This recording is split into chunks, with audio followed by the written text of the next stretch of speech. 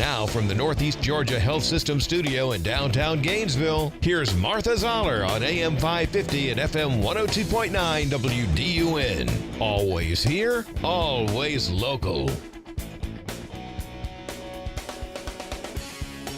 It is the Martha Zoller Show, and it's so great to be here. And, you know, tomorrow is going to be 60 days until the primary.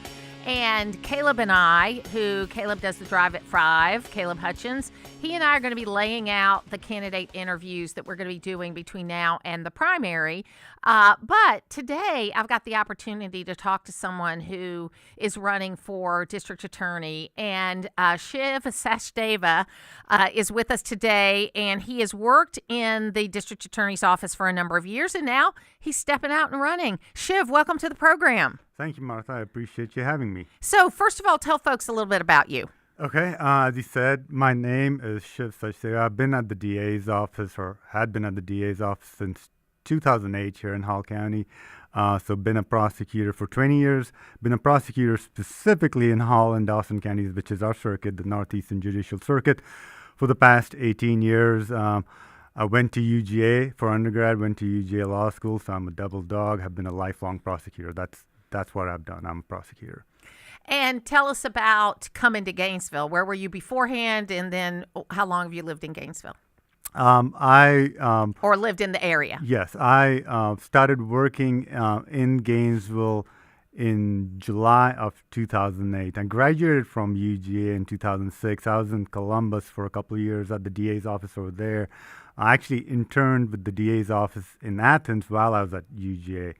So always been a prosecutor, and then been prosecuting at this office for the past 18 years. My wife, Dr. Danielle Sachdeva, she's a professor at UNG. She teaches here in Gainesville and also the Dahlonega campus, and she's been at UNG for the past 10 years. And what does she teach? She teaches education. So basically, she teaches the future teachers.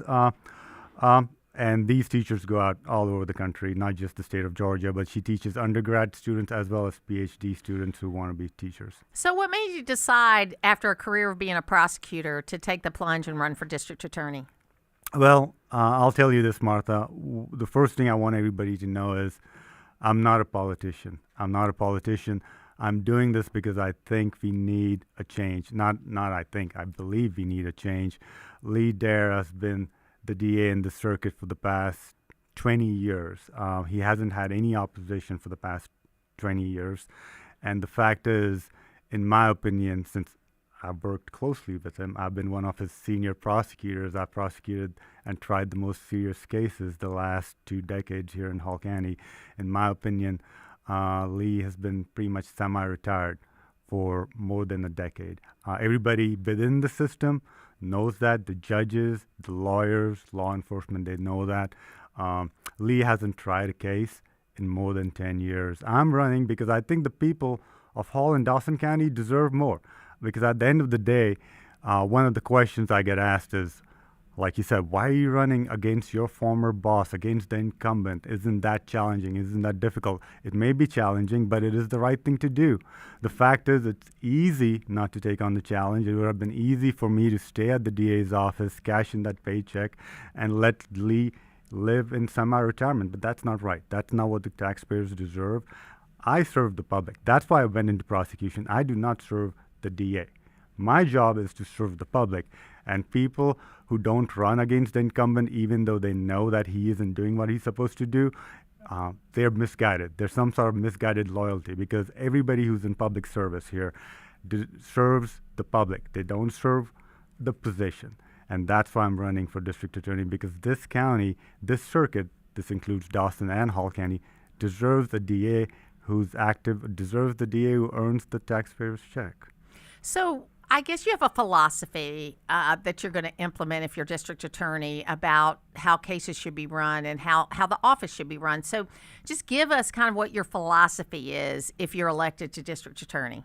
My philosophy, Martha, is that the DA should lead from the front. A DA is not a position. It's not an administrative position. It's not someone who's going to be sitting behind the desk. So when I'm elected, my goal is to be in the front lines, trying the most serious cases. Like I said, the incumbent right now hasn't been in a jury trial in more than a decade. That's astonishing to me. You're the top guy. You're the lead prosecutor of the whole circuit, and you haven't stepped foot in the courtroom to try a jury trial, not even the most serious cases, in more than a decade. So my goal, my philosophy, when I become DA would be to lead from the front, to try the most serious cases, and to work with law enforcement to not only be reactive, but be proactive. One of the biggest reasons that I'm running is because of the crime rate in Hall County. It is through the roof. We've seen, anybody who watches, reads, or listens to the news has seen the amount of violent crimes that we've had in the past few years. And it's not a coincidence that the crime has escalated while our DA has gone into semi-retirement. That's not a coincidence. There's a big reason for that. And one of the things that I'll do when I become DA is work with law enforcement before cases actually reach the courtroom. We have to be proactive. We have to have community outreach. We have to work with our law enforcement agents and our agencies to make sure that we reduce the rate of crime in this circuit. It is really concerning to me that people now call Gainesville mini Atlanta. We don't want to be Atlanta. We don't want to be Fulton County. It's a tipping point, and I couldn't just stay in my position and let this go on for 4 more years, because at that point it'd be too late.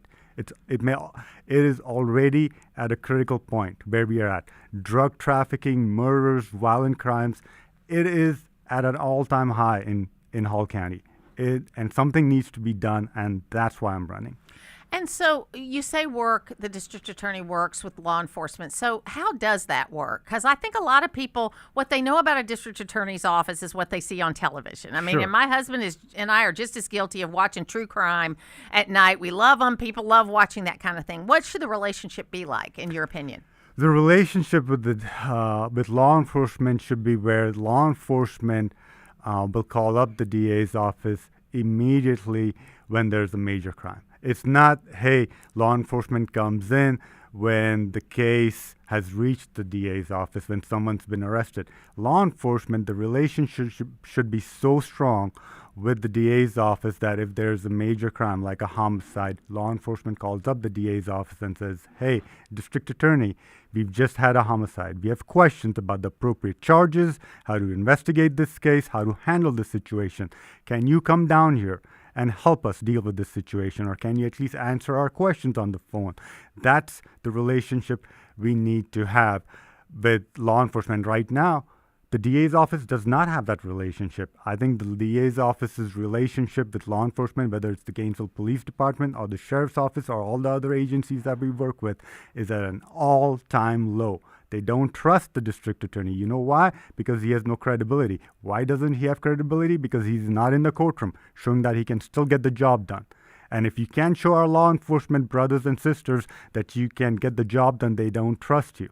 And so right now, Lee Dara isn't getting those calls. One of the things that he mentioned when we had the unfortunate, just incredible tragedy with Jason Hughes, right? One of the things he mentioned, one of his excuses was, hey, when the kid was charged with vehicular homicide, his excuse to the paper was, I didn't bring this charge. Law enforcement did. My question is, why didn't law enforcement call you?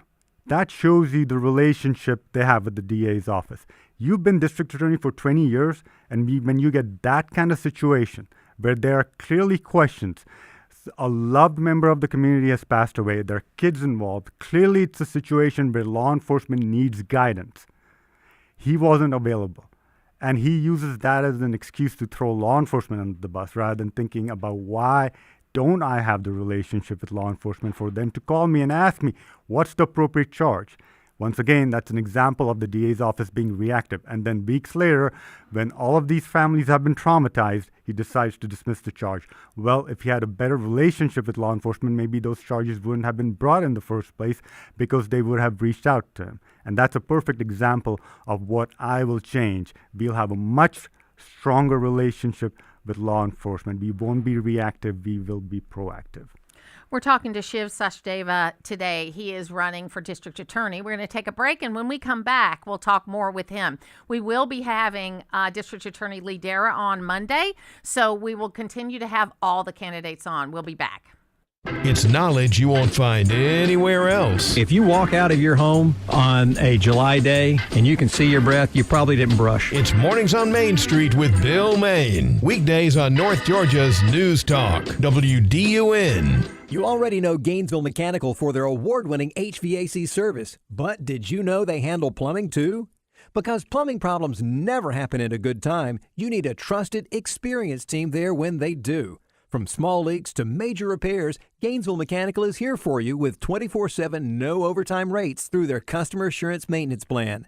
Proud to be named Best of Hall for HVAC and Plumbing, Gainesville Mechanical and Bryant, doing whatever it takes to keep North Georgia cool since 1989. This is Grant Nichols, and at Loretta's Country Kitchen, we know life can really pile up. There's work, getting the kids to practice, shopping. With all that, the week can really wear you out.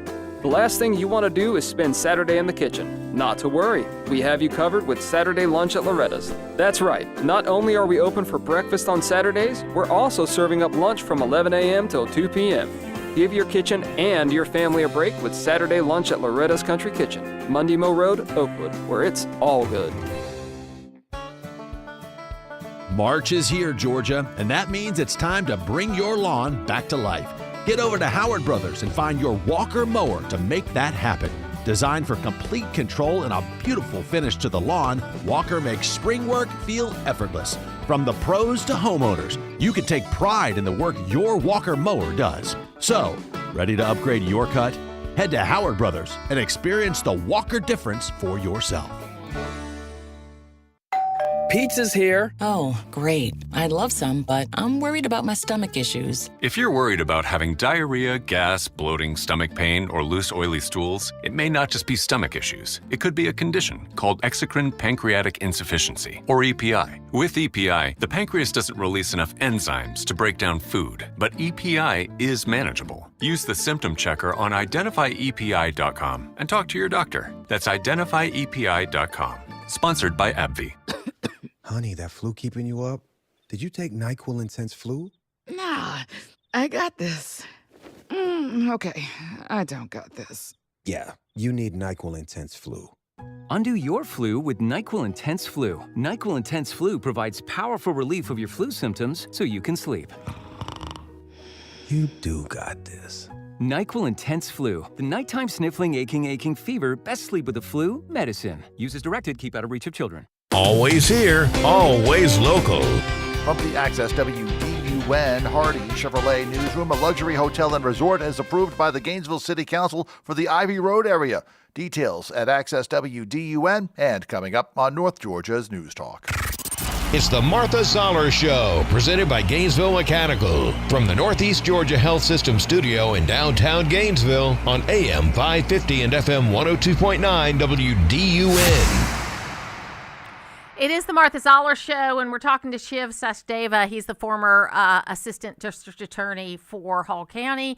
He's now in private practice, and he's running for district attorney. And Shiv, you said that, you're not a politician, but now you've got to get the 0 to 60 kind of campaign going. What should people expect from you in your campaign, and how can they help you? Okay. Thank you for asking that question, Martha. You're right. Like I said, I'm not a politician.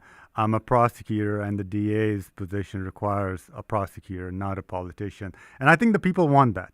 And my job right now, as far as the campaign is concerned, is to spread the message. And the way we are going to do that, one, is going to be through social media. I have a social media team, so we're going to be, they're going to be getting this message through Facebook channels, YouTube, Instagram, all the social media that you can think of.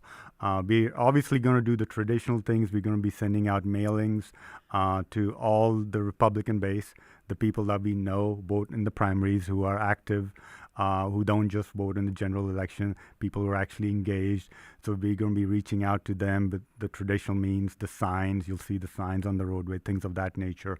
And I also will use platforms like yours. That's why I'm so appreciative that you have me on this show, because the fact is, and this is the sad reality, I think the people of Hall County and Dawson County agree with me.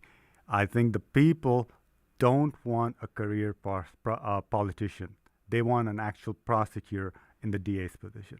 There may be other positions where it's okay to be a career politician, not in this position. And people are just sick and tired of that. We've already seen that in Hall County. We've seen the past couple of years.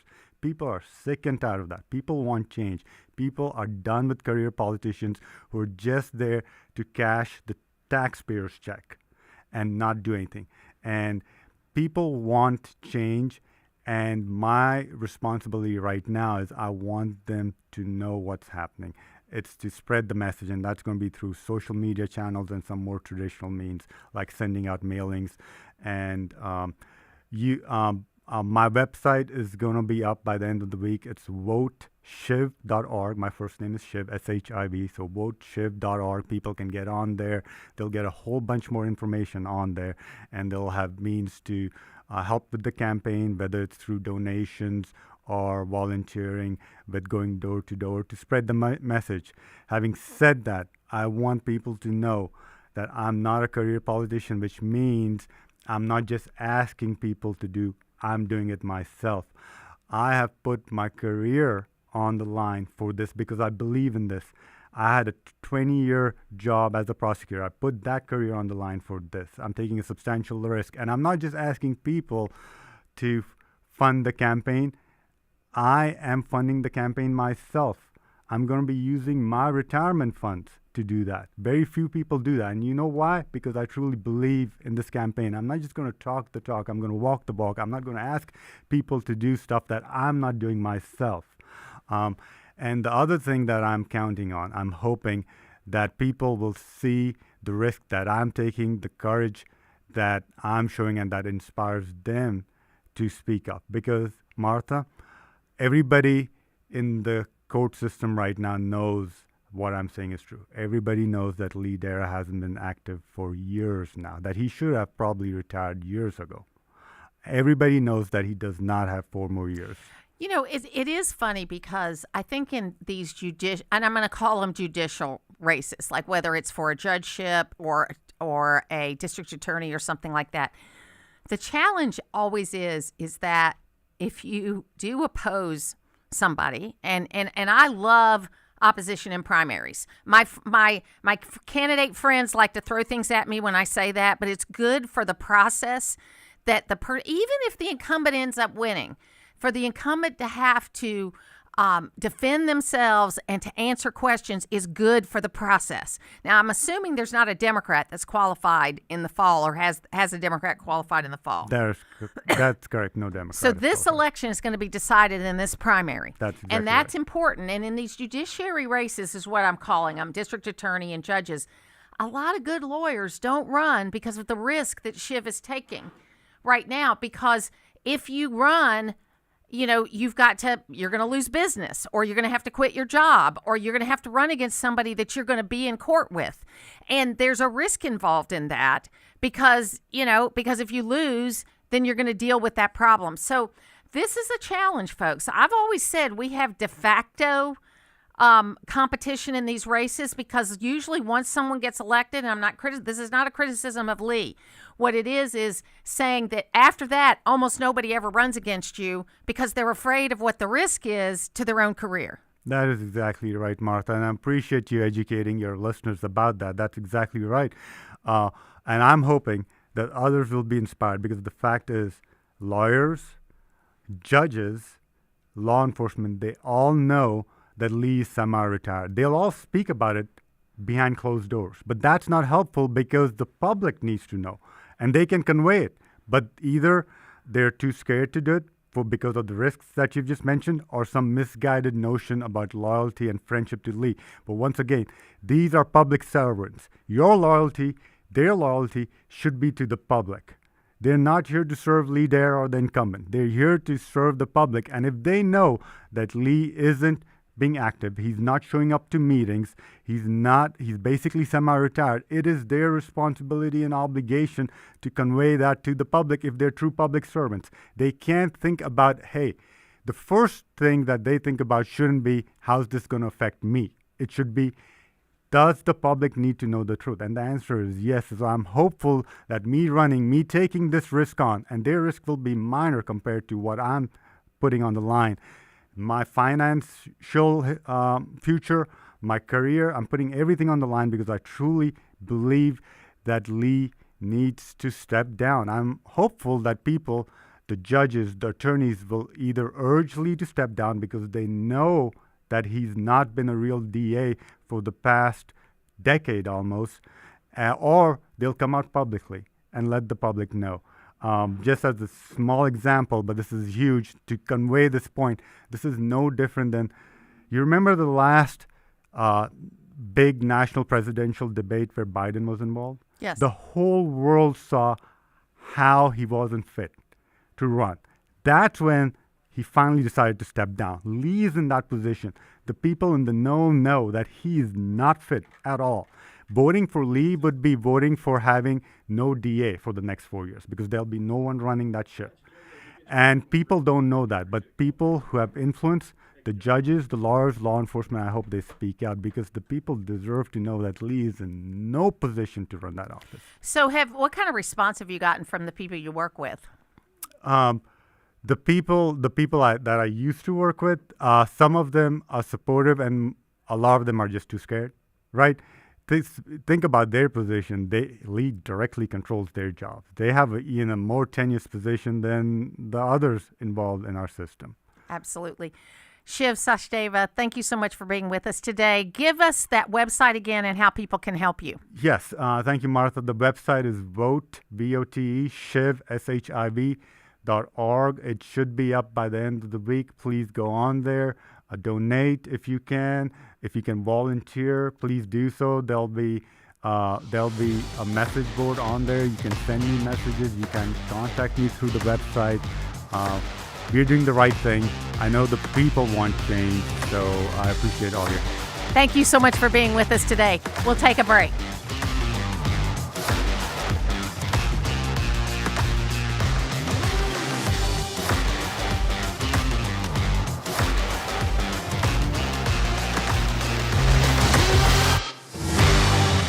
United We Run for those struggling to make ends meet. Join us Saturday, March 21st at 9 a.m. as we race through Phase 2 of the scenic Highlands to Islands Trail. This event features a 5K and 1 mile fun run with every step supporting United Way of Hall County's One Hall United Against Poverty initiative. Make an even bigger impact by becoming a sponsor.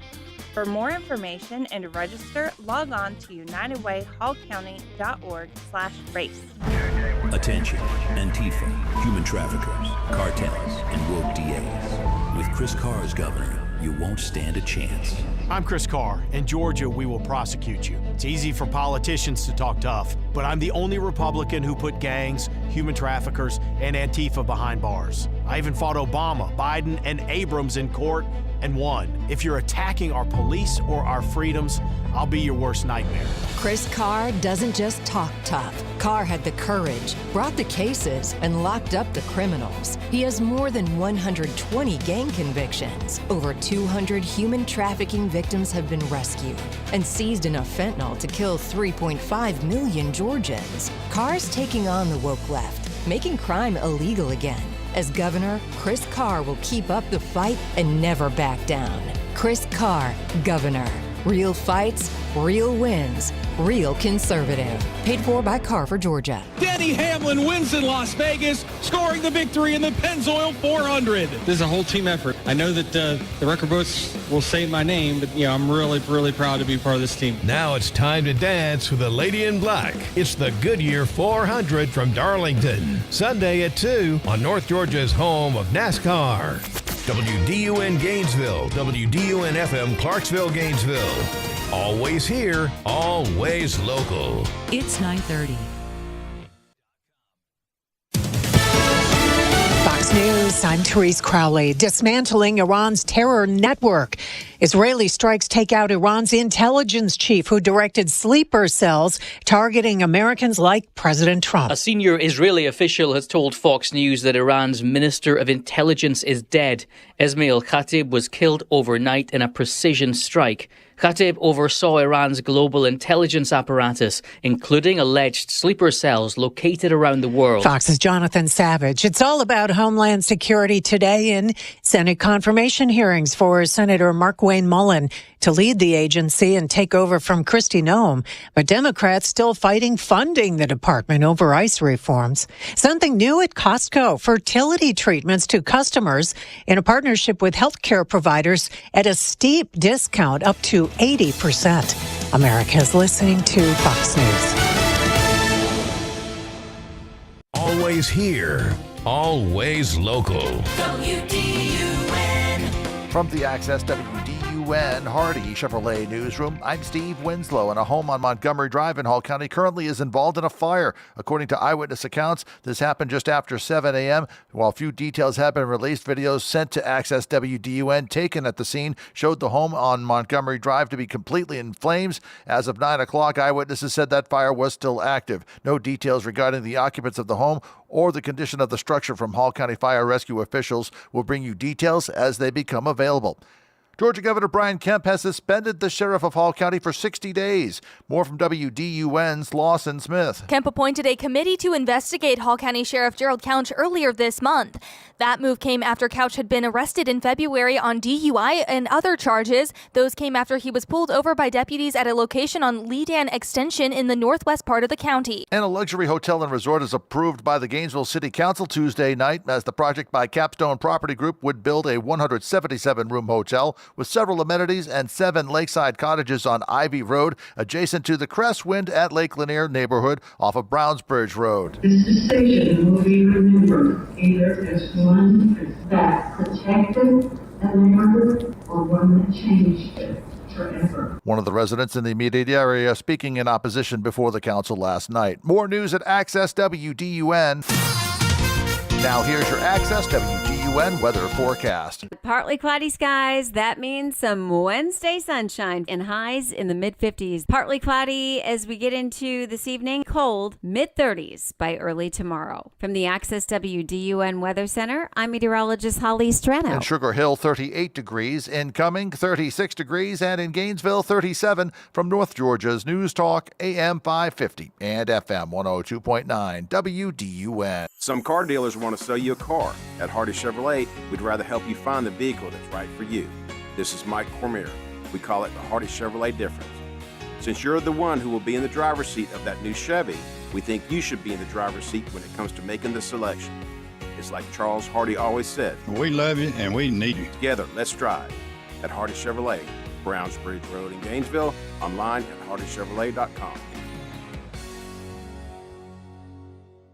Hey there, it's Cody Lovin, owner of Crawlspace Medic. Is your crawl space giving you trouble? Maybe it's moisture, structural issues, or even foul odors? Don't worry, my team and I, we've seen it all. At Crawlspace Medic, we specialize in crawl space repairs, encapsulations, and basement waterproofing, ensuring your home's foundation stays solid and protected. We're all about delivering top-notch service you can trust with solutions that last. Give me a call at 706-410-2400 or visit crawlspacemedic.com for a free evaluation.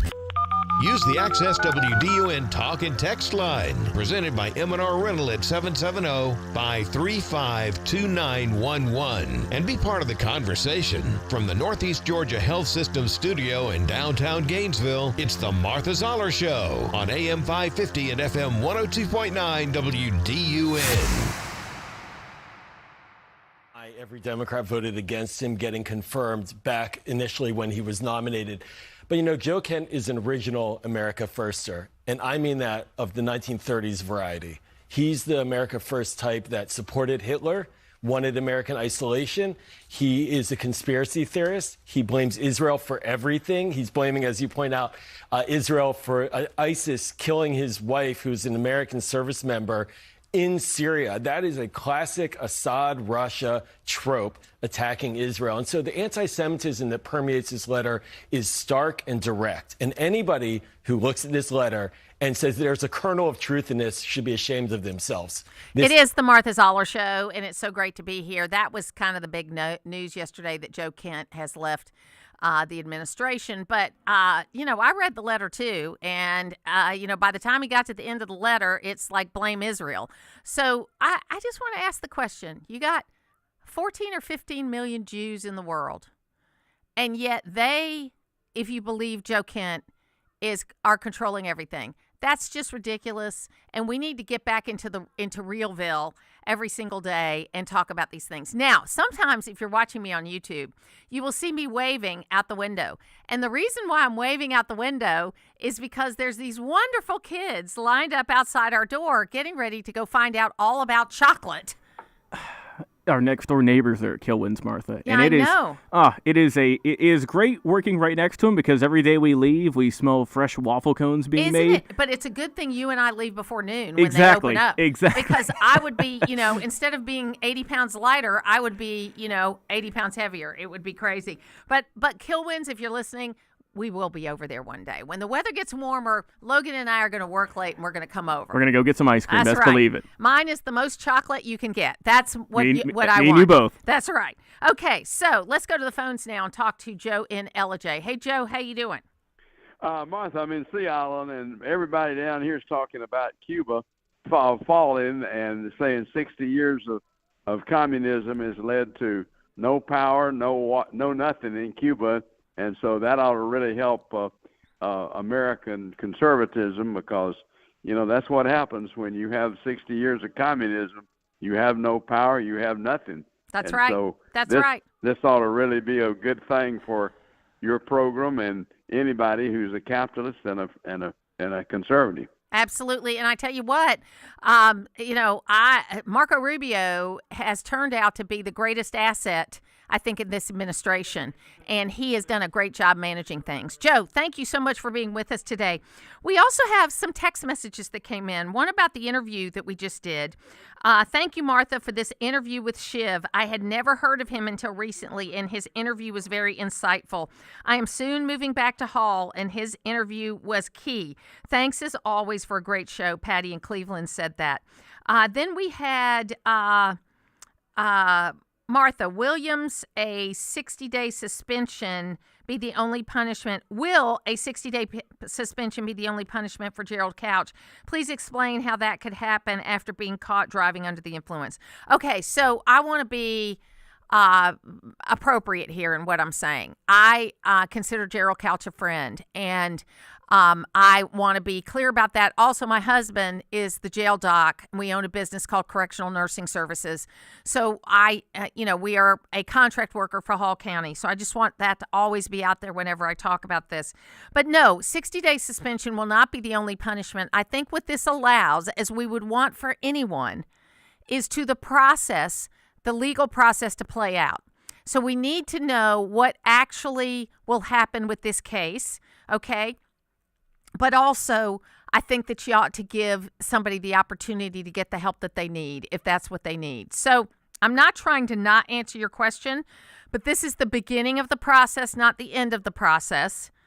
And I think it's important that we are fair about that. And then finally, Don in Cleveland. Actually, we'll read Don's message in Cleveland in a minute. First, we want to go to the phones and talk to Steve in Gainesville. Hey, Steve, how you doing? Morning, Martha. How you doing? I'm good.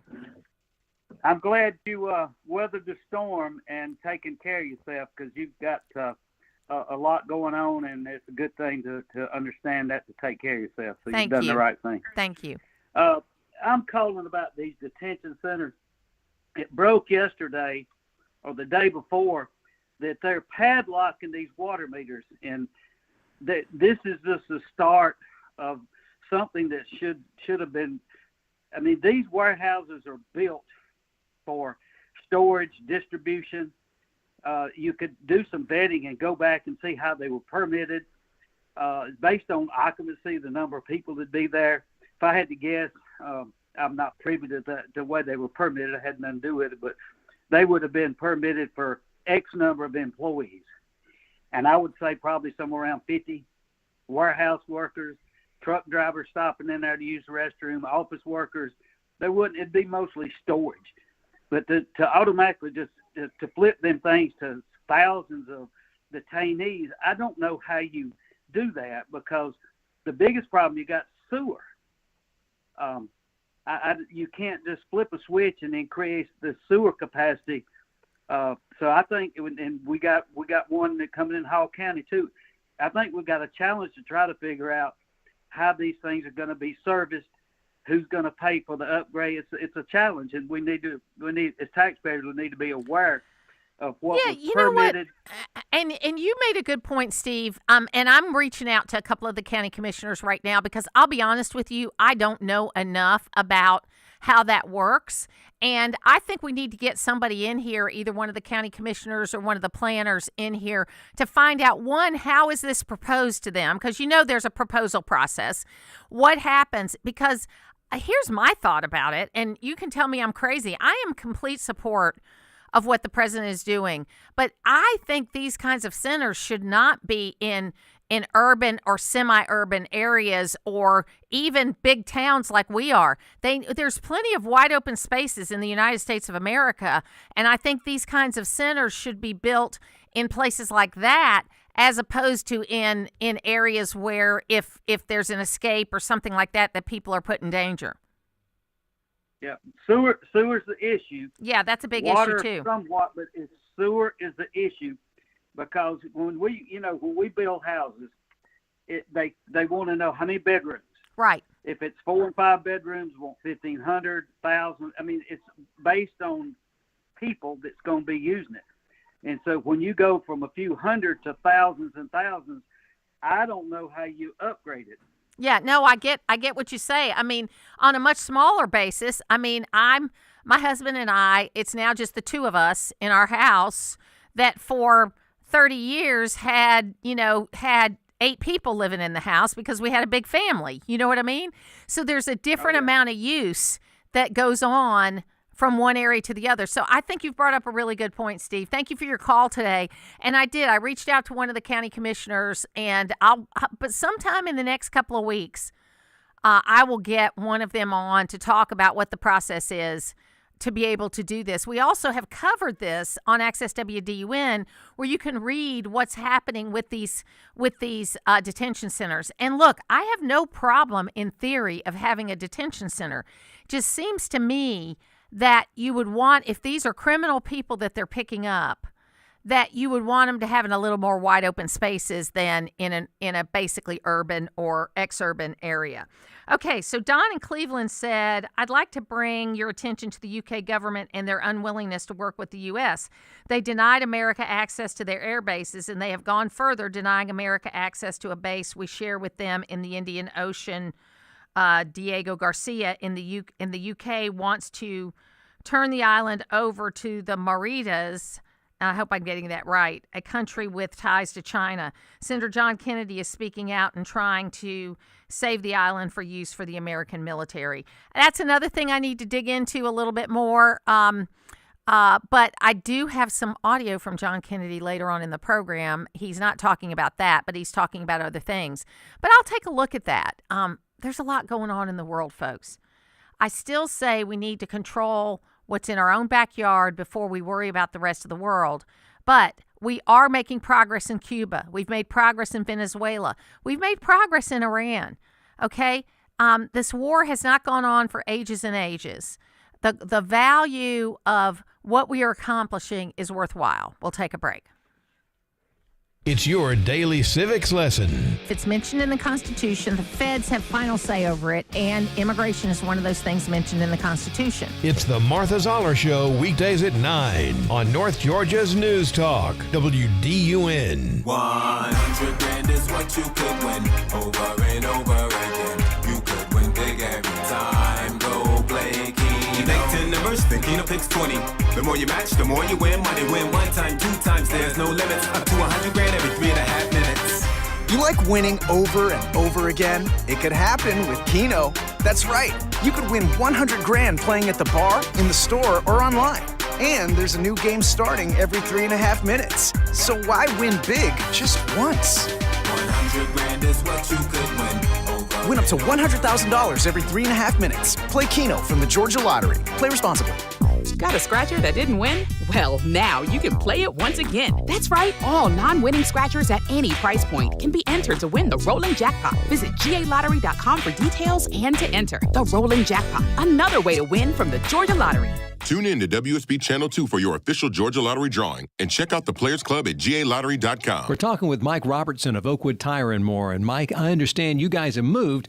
Where can we find you? 3440 Mabry Road, which is right off of Mountain View. Still offering the same services? We won't be doing alignments, but we'll be doing tires. Tires, brakes, batteries, tune-ups, those kind of things that normal maintenance repair. Sounds good. Give us the address one more time. Make sure we don't miss out. You can find us at 3440 Mabry Road at oakwoodtire.com or even the same phone number, 770-535-0943. You don't need the luck of the Irish or follow the rainbow to find a pot of gold.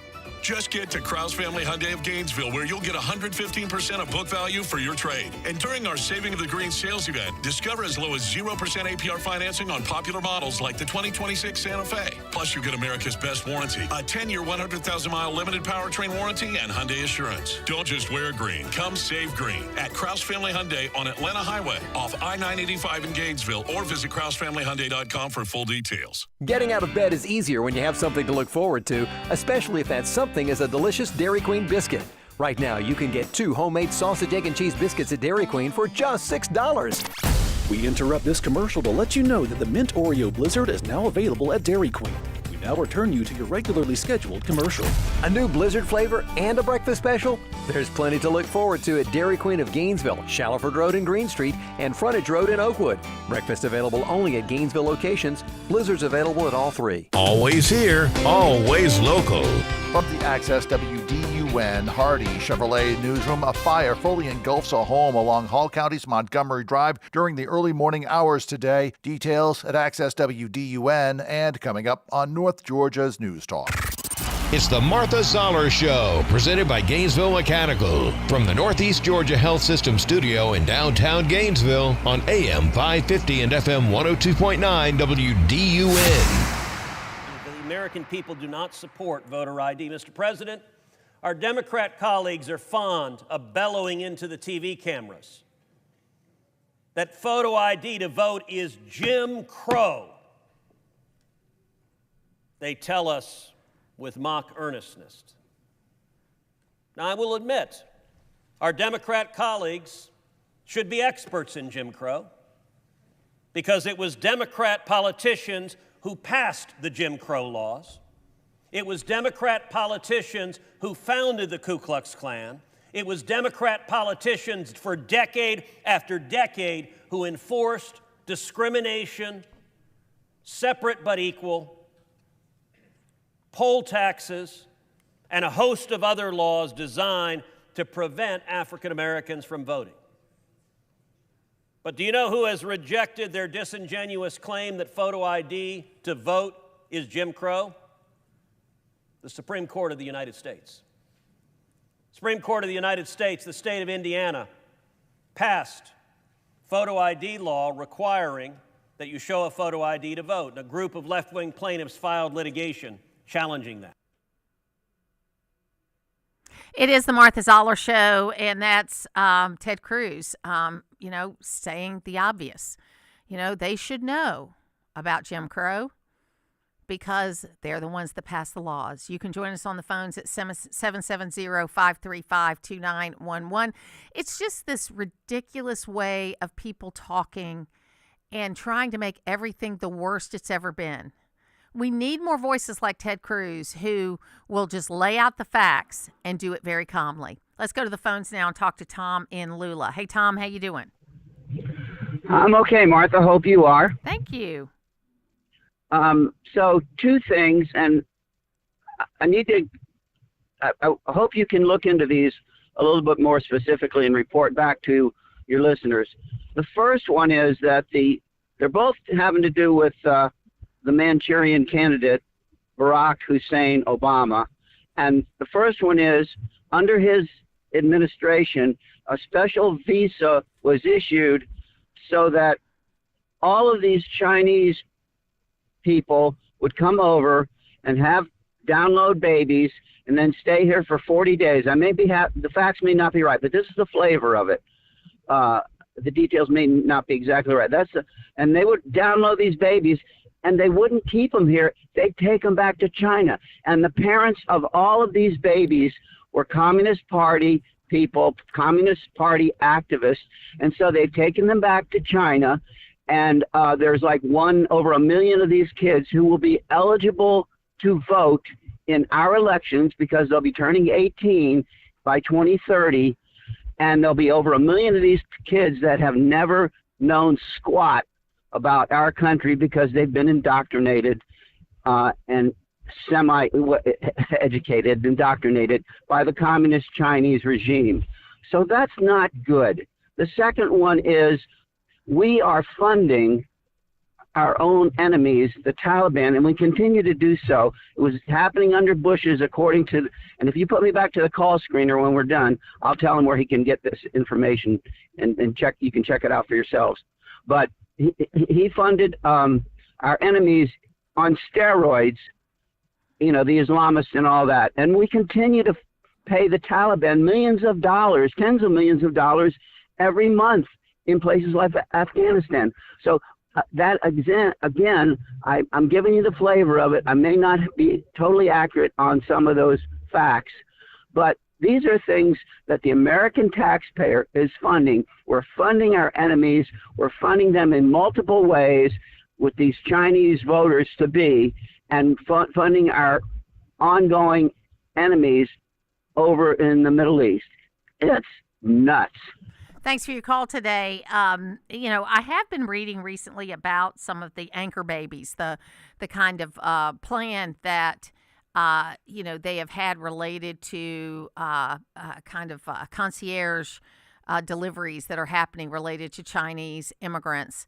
So I'll dig into that a little bit deeper. Also, I'm not sure what we're still giving to Afghanistan. So I'll take a look at that also. I've been thinking lately we really need Doge again. I know a lot of people were frustrated about Doge and what they were accomplishing, but they were digging into this kind of stuff. And I think that we need to look at more of this kind of stuff to make sure we are keeping the money in America for Americans, whether it is, the fraud that's going on in Minnesota, the fraud that's going on in California with hospice companies. I mean, what the most heinous thing? It's bad enough what's going on in a lot of cities and revealed in Minnesota about these Leering centers that are children's daycares. But what's happening in California with the hospice situation, my mother was at Northeast Georgia Hospice when she passed away 16 years ago. And between that time and when my mother-in-law was in hospice 2 years ago, which I believe in hospice, I donate to Northeast Georgia Hospice. I think they are the unsung heroes of the medical profession, okay? But Medicare got more involved between 2010 and 2024 when I had to deal with hospice those two different times. And one of the problems is that Medicare will look at, they have a lot more requirements. But when Medicare got involved, it made it more lucrative for people to open up these hospice centers. And what we're seeing in California, and I'm sure other places, is places that don't even have patients, but are calling themselves hospice centers, and they're collecting money every month. And we've got to get to the bottom of all of this. There is some discussion about having a person to investigate all of this. But we have got to do that. And I don't know what ultimately has happened with Doge, if it just went away when Elon Musk went away. But the work they were doing was good. And really, when you look at it, yes, we're spending less money year over year than what we spent. We're still spending in the deficit, but we're spending less money year over year. But not that many people lost their jobs. Remember, you can drive around DeKalb County and they'll still have these signs up about how CDC workers deserve their jobs or whatever. Let me just tell you, nobody deserves a job, okay? But if they have a job with you, they ought to get paid. So we need to look into that, number one. And then number two, we're in another day where the Democrats are just totally wrong. I listened to an interview with Senator Ossoff yesterday, And he's doubling down on this idea that he's not going to fund. But what he's saying is he's offered this funding package that will only fund the things that the Democrats like and not fund the things that have already been funded. You know, yeah, maybe they think they got snookered when we did the ICE and the border funding till 2028. That's what they think. So now they're trying to snooker someone back. And I think it's wrong. I think it's hurting people that don't need to be hurt. So here's what we got to do. There's 3 things. You know, I love 3 things. 1, we got to vote today, which they're not going to do. They've got all this process going on in the Senate. Need to vote today to fund DHS and to get the back pay to these people as well as their current paycheck and TSA and other areas, the Coast Guard, those kind of things. Number 1. Number 2, we need to get back to the pre-Graham-Redmond days where we don't have government shutdowns, where things go on as funded until a bill is passed. And here's why. If you're a W-2 worker, money's going into the government every single paycheck. There is money going in for these things every single day. It is not a case that the government does not have money to pay these people with.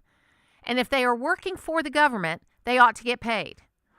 Okay? They ought to get paid. So then the third thing is we've got to pass this, you know, get back to pre-Graham-Redmond days. And we've got to get away from using federal workers as a problem to solve. Don't use federal workers as a weapon against politics. That's the wrong thing to do. That's the wrong thing to do. And you know what, Senator Ossoff, you're wrong about this. We can have a difference of opinion about a number of things that you do, but this is flat wrong. And you know what? It's unfair, too, because you can put yourself on 5 different flights. So if you miss your flight, it doesn't matter. You're on another one. But the average traveler cannot do that. And you guys are being selfish to the small people that are in your base and represent the 20%. And I hope you get beat this fall. We'll be back.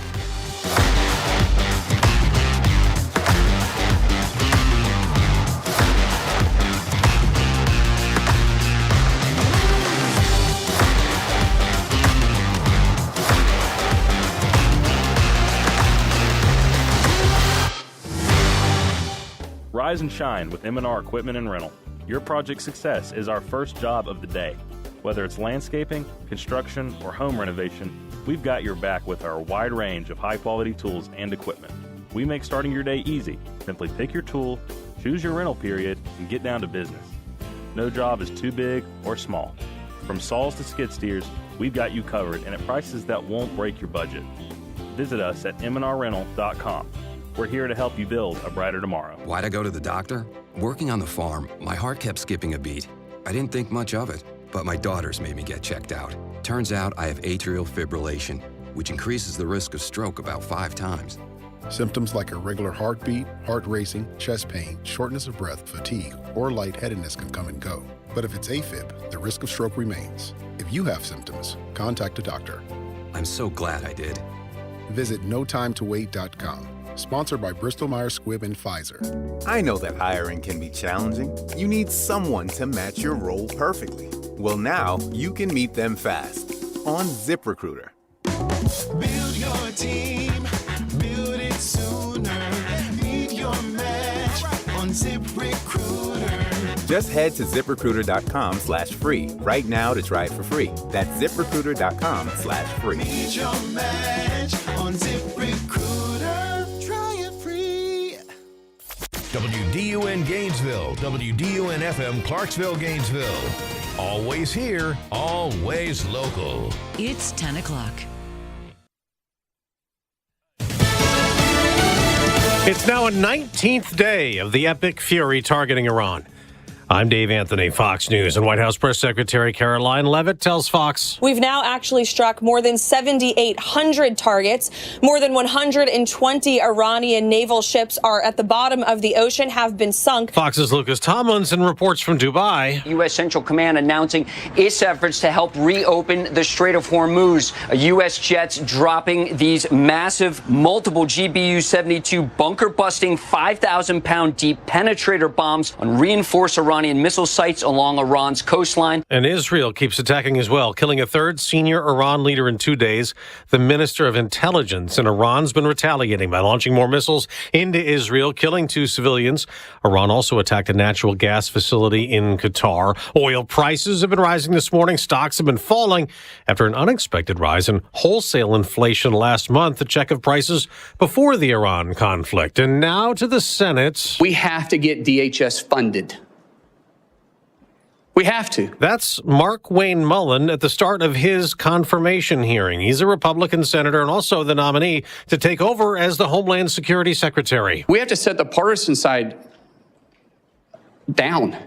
And we have to realize that we're putting our homeland and the peace of mind at risk for the American people. Funding has been held up as Democrats demand immigration enforcement reform, and most of the agency is unfunded, so TSA agents are not being paid. That has led to long airport security lines because some agents are skipping work. Angela Grana is an agent in Colorado and a union VP and just told Fox. You protect and serve your nation, the traveling public, and we feel forgotten. We feel completely forgotten. America's listening to Fox News.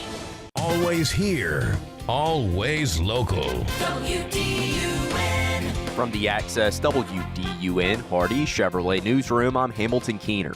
A man is dead after being hit by a train in Barrow County yesterday. WDUN's Caleb Hutchins reports. The man was hit on the rail crossing on Cedar Creek Road at US 29 just west of Winder just before noon on Monday. A CSX train conductor told the Barrow County Sheriff's Office that they saw the man laying on the tracks but could not stop in time. The man, identified as 67-year-old Johnny Ray Gooch, was pronounced dead at the scene. The Sheriff's Office is still investigating the incident. One person was airlifted to a hospital and a suspect was shot on Tuesday in an officer-involved shooting with the Jasper Police Department at the VA clinic in Jasper. Jasper police responded to reports of gunfire at around 1:30 p.m., according to the Pickens County Sheriff's Office. When officers arrived, they found the suspected shooter and shot him during a confrontation. One victim was airlifted to a hospital, but their condition is unknown. The investigation is ongoing, and officials are asking people to stay away from the area. More details have been released in the investigation into a plane that made an emergency landing on a roadway in Gainesville last month. WDUN's Steve Winslow has the latest. The National Transportation Safety Board said that the Hawker Beechcraft was making its third flight of the day, February 9th, when it took off from Lee Gilmer Memorial Airport in Gainesville, headed for Cherokee County. The plane, piloted by 2 people, including a student pilot who was looking to satisfy flight hours to qualify for insurance, had already been from Gainesville to 2 airports in eastern Tennessee and back before taking off for Cherokee County. The NTSB said the plane's engine began showing RPMs well above its normal reading. One of the pilots telling Access WDUN they tried to return to the airport but were unable to do so, ultimately landing on Browns Bridge Road near Pearl Nicks Parkway. And patience is key today at airports, especially Atlanta Hartsfield Jackson International, as many TSA workers are affected by the partial government shutdown and not being paid. This has caused significant delays at security checkpoints. Some agents are calling in sick or looking for other jobs. Passengers are advised to arrive up to 3 hours early to get through security. There's more news online at Access WDUN. United We Run for those struggling to make ends meet. Join us Saturday, March 21st at 9 a.m. as we race through Phase 2 of the scenic Highlands to Islands Trail. This event features a 5K and 1 mile fun run with every step supporting United Way of Hall County's One Hall United Against Poverty initiative. Make an even bigger impact by becoming a sponsor. For more information and to register, log on to unitedwayhallcounty.org/race. Hey folks, Todd Starnes here. When it comes to keeping pests out of your home, Mark Turner at Select Pest Control has it figured out. As the name implies, you get to select whether you want their professional team to take care of those pesky pests, or if you'd rather do it yourself, visit their retail store on Brownsbridge Road in Gainesville. Since 1993, Mark and his great staff have offered professional service, products, and advice to North Georgia. Visit them online at selectpest.net, or better yet, stop by Select Pest Control today and tell them Todd sent you. Talking about the issues that affect you most. It's the Martha Zoller Show, presented by Gainesville Mechanical. Now from the Northeast Georgia Health System studio in downtown Gainesville, here's Martha Zoller on AM 550 and FM 102.9 WDUN. Always here, always local.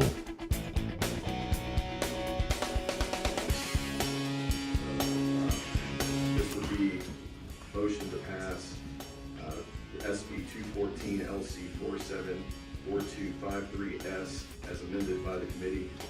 It is the Martha Zoller Show, and it is those final few days that we have under the Gold Dome.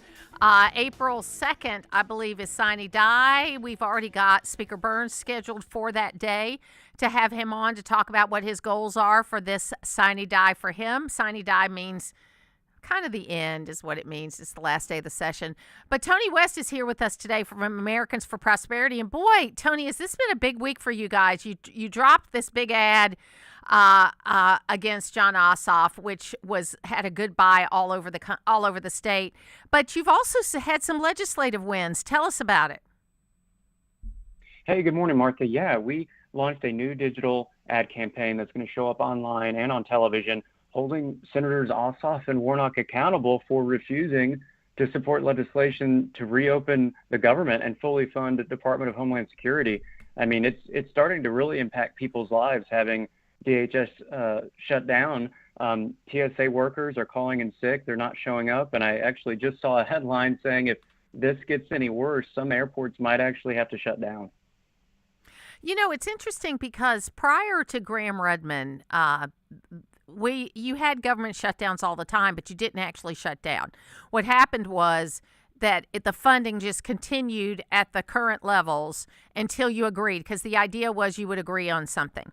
And then Graham Rudman came along, I think in the Clinton era, and said, you know, accountability is a good thing, but what ultimately happened is it became a weapon, this shutting things down. And the thing that bothers me the most, Tony, is if you're a W-2 worker, there's money coming into the government every day. It's not a case that the government does not have the money to pay TSA workers. It's because the Democrats are using this as a political weapon that these TSA workers are not getting paid. Yeah, that's correct. I mean, this is like we've seen over the years, like you said, this is an instance of partisan obstruction by Senators Ossoff, Warnock, and others over just practical common sense solutions. They're putting progressive politics over the people they were elected to serve. So have you, I know you're mostly focused on Georgia, but what has been the response, or have you heard from people on it? Do you think it's making waves with the kind of independence that we need to make waves with? I would imagine so. I mean, a lot of times folks don't plug into politics of the day unless it actually impacts them. That's right. And to have 2-3 hour waits to get through security at the airport, to have delays, to have flights canceled. I mean, for what? I think a lot of people would be asking, what is this for? And I think our senators are going to have a lot of questions to answer when this is all said and done. Well, and also their pay is not being suspended. Okay. If they're going to shut the government down, they shouldn't get paid. And here's the other thing, and you may not be aware of this, but I learned this when I was working for Senator Perdue, is that one of the perks of being a member of Congress, whether you're a senator or a House member, is you can book yourself on 3 or 4 or 5 different flights going to D.C. or back to your district. So the average person that's traveling can't do that. So if you have a long line at TSA, and whenever I go through TSA, I always thank them for being there, okay? But you have a long line at TSA, you miss your flight, then you might have to pay extra fees. You might have to go somewhere and rebook the flight.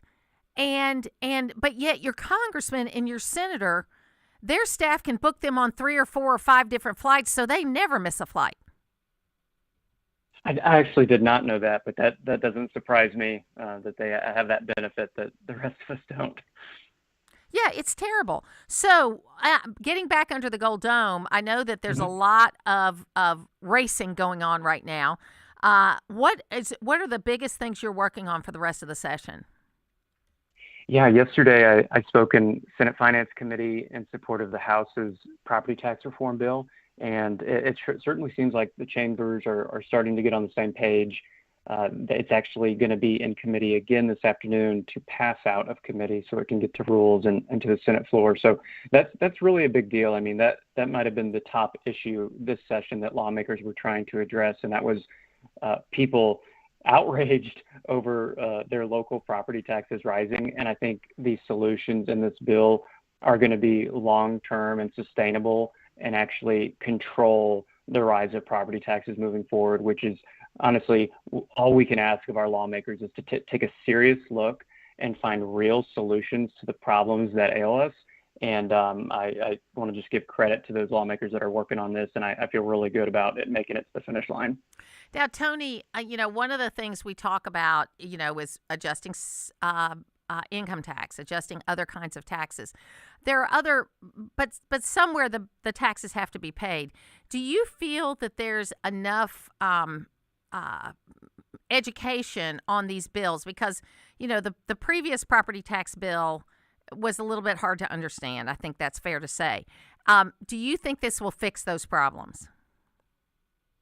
I think, in committee, there were some folks that were still saying they wanted to make sure they were understanding the intent of the bill. And I think when you're, introducing new local option sales taxes to try and offset property taxes, I do think there's a learning curve there. But specifically, the two parts of the bill that AFP really likes are the idea of a levy limit, which just says local governments can't raise property taxes above, in this case, 3% of the prior year revenue or inflation, whichever is higher. I really love that because in the past, they looked at comps around you of other people that had sold, and you haven't sold yet. So you don't know what your house is going to ultimately sell for. I mean, you could sell in an up market, you could sell in a down market. And if you sell in a down market, God forbid, then you've overpaid your property taxes. So I think I think we're on the right track on this. Yeah, I mean, it's a guardrail. It provides people some assurance that you will not see, double-digit rise in your local government property taxing. And another thing that we really liked is right now, if a local government was going to raise property taxes, they would just have to put out a notice in the newspaper. Well, a lot of people don't read the newspaper anymore. What is inserted in the bill now is people would actually receive essentially a postcard in the mail saying, this was previous year revenue. This is our proposed budget that would increase the revenue to this. That's a percentage increase of X. Your specific property, you paid X amount last year. If our tax increase goes through, you would pay this much more. And then you can go to the public hearing and hear why your local government officials need that additional revenue. And you can actually tell them, hey, this is a great idea, or what are you doing? Don't follow through with this. So you actually, as citizens, we're going to get a voice in this process instead of just receiving our property tax bill and wondering why the heck this happened. We're flipping it on its head. The paradigm's being shifted, and that's a really big deal. That's how we're going to control property taxes in the future. Well, Tony, keep fighting. I know we got a couple of weeks left, and we've got a lot of work to do. Thank you so much for being with us today. Thanks, Martha. Thank you. And just a couple of things I want to let folks know. Here are key tech and financial figures in the Fortune 50, top 50 companies in the United States that are moving to Florida. Jeff Bezos of Amazon is moving to Florida. Mark Zuckerberg, moving to Florida. Ken Griffin of Citadel, moving to Florida. Larry Page of Google. Sergey Brin of Google. Peter Thiel. Howard Schultz of Starbucks. Larry Ellison. Carl Icahn. All moving to Florida because they don't have to pay income tax. Now, there's more property tax, and these people are buying $100 million homes, but they're not paying income tax. That should tell you something. We'll be back. All the updates on the way home. Afternoons move faster with the essential updates you need. Your show is just so informative. It's The Drive at 5, weekdays on AM 550 and FM 102.9 WDUN. Hello, I'm Greg Beatles, president of Your Atlanta Falcons and also proud supporter of Eagle Ranch. My family and the Falcons have been involved with the ranch for many years. Eagle Ranch has expanded its services to meet the increased needs in our community, to include outpatient counseling, a day school program, a residential program, and other therapeutic services that are both affordable and accessible. Learn more at eagleranch.org. That's eagleranch.org. A quality manager is needed in Beaufort, Georgia. Qualified candidates must have a bachelor's degree in any engineering major with 2 years of managerial experience in quality control. Mail your resume to Alfrex Inc., 943 Gainesville Highway, Building 100-4000, Beaufort, Georgia, 30518. That address again, Alfrex Inc., 943 Gainesville Highway, Building 100-4000, Beaufort, Georgia, 30518. When you have a problem with your roof, you want someone who can respond quickly, but also who knows roofing. That's what you get at Georgia Select Roofing. This is Chris Earls, and we do roofing right. Estimates are free, we can help you navigate your insurance claim, and we also offer finance. Check out our Google reviews and you'll see that Georgia Select Roofing offers the best service around. See us today at georgiaselectroofing.com or call us at 678-316-6899. Family owned and operated, Georgia Select Roofing has you covered.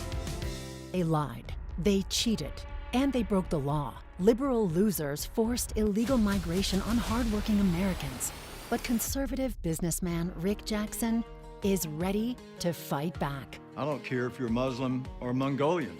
You don't have the right to force your culture on our country. Corrupt career politicians let the invasion happen, then made it worse. But conservative businessman Rick Jackson isn't going to let them get away with it. Too often, criminal illegals commit sick, violent crimes, victimize our children, and get away with murder. So here's my guarantee to them. Do that when I'm governor, and you'll end up deported or departed. Any questions? It's time to win big for Georgia. Rick Jackson, the Trump-supporting, straight-talking, successful businessman with nothing to lose. Rick Jackson for governor. Paid for by Jackson for Governor E. Always here, always local. From the Access WDUN Hardy Chevrolet newsroom, an interim sheriff is sworn in to lead Hall County after Governor Kemp's enacted suspension of Sheriff Gerald Couch Tuesday. Details at Access WDUN and coming up on North Georgia's News Talk. Use the Access WDUN Talk and Text line, presented by M&R Rental at 770-535-2911, and be part of the conversation. From the Northeast Georgia Health System studio in downtown Gainesville, it's the Martha Zoller Show on AM 550 and FM 102.9 WDUN. This morning, it is never too early to talk about 2028, the approaching presidential election. It is getting closer and closer and closer, and one person who may very well be rising, Secretary of State, National Security Advisor Marco Rubio, front and center with the war in Iran, but also rising. Like, look at these smiles. Look at this. Look at the way they're looking at each other there. All right, with us now, CNN Chief Data Analyst Harry. I'm looking at you with that same It's the smile. same way that they look at each other here. Look, when you talk about the prediction markets, how has, what's happened to Marco Rubio's stock over the last few weeks? Marco Rubio is hot, like a summer heat wave. I mean, just take a look here. Over the last 6 months, Chance Rubio's the 2028 GOP presidential nominee. He was just at 7% 6 months ago. Hello, up like a rocket, 27% chance now. What is that? That's quadrupling his chances in 4 months' time. Marco Rubio's chances, according to the Kalshi prediction markets, way up. Okay. Why? So it is the Martha Zoller Show. I just love Harry Enton. I know that was a long cut, Logan, but I love him because it is true that I think the real winner, not that Donald Trump been doing a great job, not that J.D. Vance, but you kind of forget about J.D. They brought him out yesterday because he's working on this particular project for the president, but you haven't thought about him in a while. Who you think about is Marco Rubio.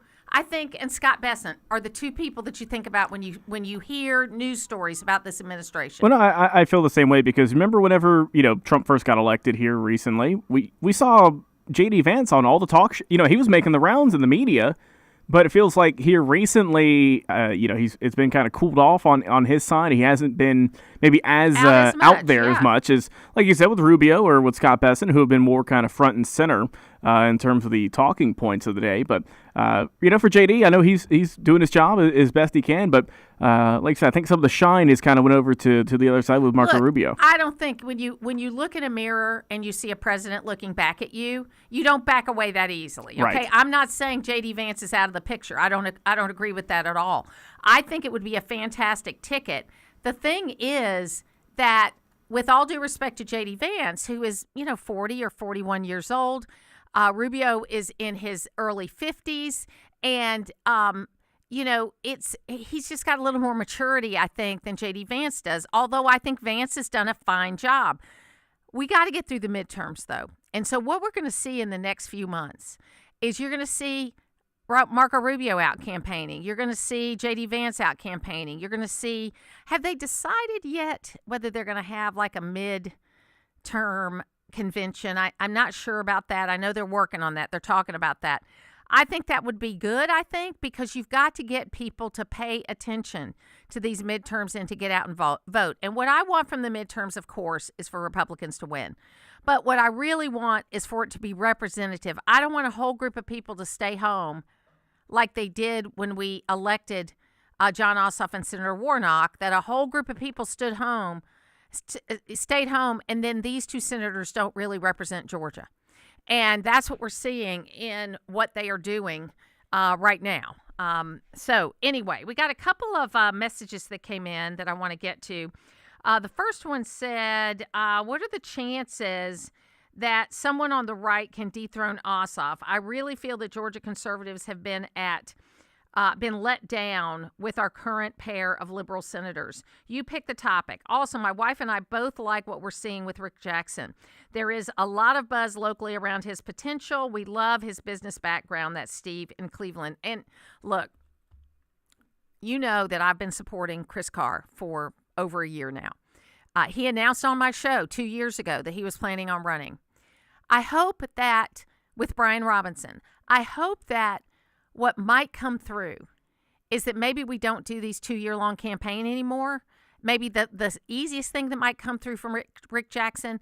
But I'm just going to say to you folks out there, if you're Joe McCutcheon who supports Burt Jones, or you're or you're working for Burt Jones, or you're working for Secretary Raffensperger, or Chris Carr, or anybody else, if you are denying that Rick Jackson has completely turned this race upside down and changed the trajectory of it, you are living in a dream world. Okay? If you are not understanding that what people are saying is they don't want the same old, and these negative ads that Burt Jones is doing, it's going to be interesting because technically you can say anything you want about a politician. I mean, the best example that somebody gave me, and I won't name who it is that you could say that X politician is having sex with a goat and you could get away with it, okay? Because you can say anything you want about a clarified candidate. But there's some challenges going on where people are trying to put some boundaries around that, and I kind of think that they should. Even though I believe that once you get into politics, then, all bets are off, you shouldn't be able to lie about people. And to lie about the business that Rick Jackson has done over the years. First of all, everybody who is in this race has gone to meet with Rick Jackson and asked him for his support and asked him for money. Okay, every blankety blank one of them, up and down the ballot. Everyone. If they have any chance at all, Rick Jackson was in their circle. Okay, number one. Number two, Rick Jackson's business, Jackson Healthcare. I mean, my husband gets calls all the time because they're recruiting internists. They are a recruitment business, and they also sell equipment. To say that because they sell equipment or help recruit doctors, that they are responsible for what those doctors do in a completely different business. It would be like if Northeast Georgia Health Systems, which I'm sure they've gotten doctors from Jackson Healthcare, got doctors recruited from Jackson Healthcare, and it turns out those doctors do something you don't like. Whose fault is that? I think it's the doctor's fault. It's probably not even the company's fault, the hospital's fault, and it's certainly not the company who promoted him's fault.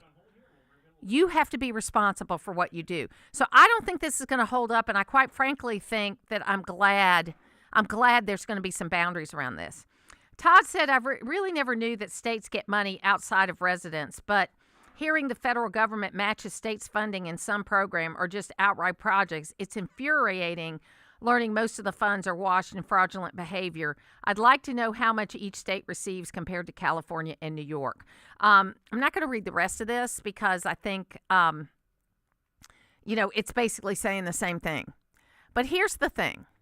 Here's my cynical view on balancing a budget, okay?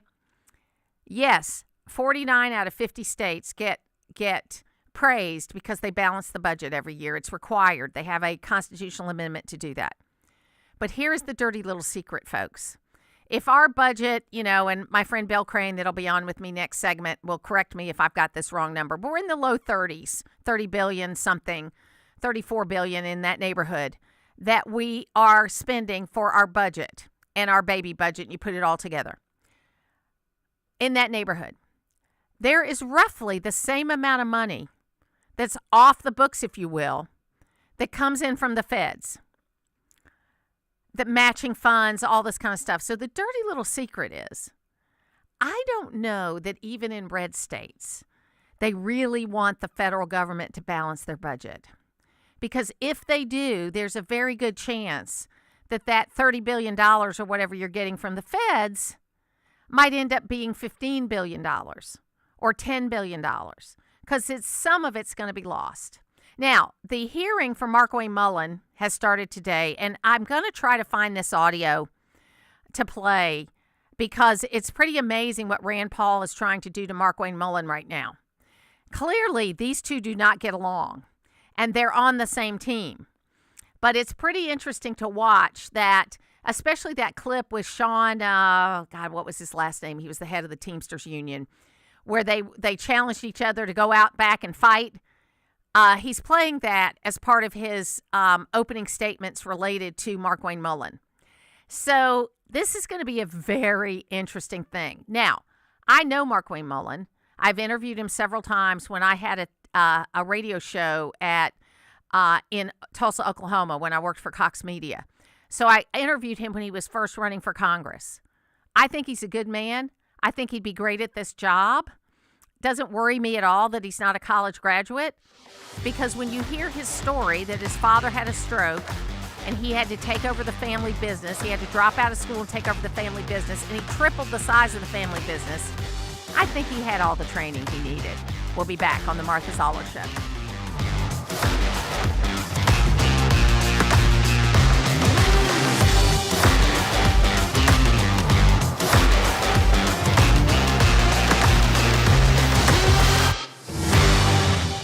This is Mike Cormier, General Manager at Hardy Chevrolet.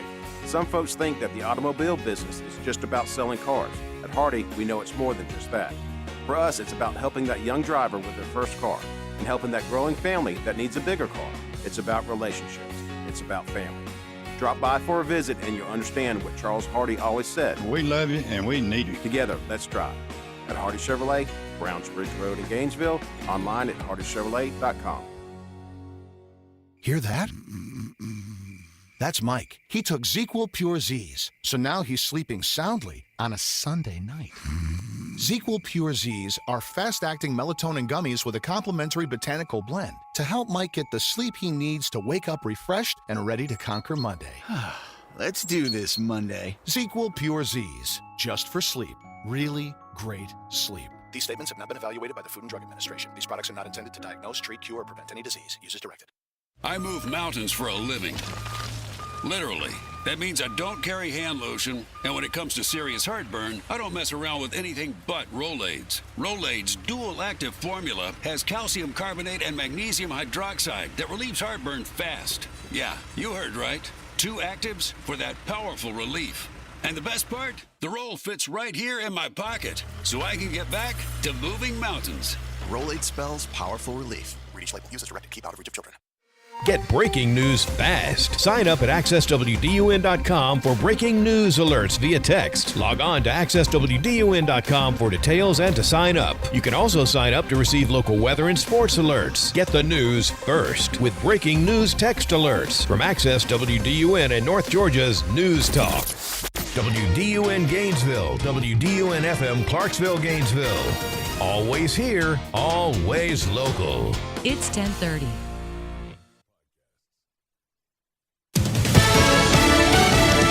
Fox News, I'm CJ Papa. Third top Iranian official limited in the past few days. Israel's military killing intelligence officer Ismail Khatib in an airstrike. This man is no longer with us here on Earth, and that's a good thing for the United States, and it's a good thing for the American people. White House Press Secretary Caroline Leavitt on America's Newsroom. Investors on Wall Street waiting for this. The markets overwhelmingly believe there will be a pause in rates today, with some Fed members hinting we may not see a rate cut at all this year.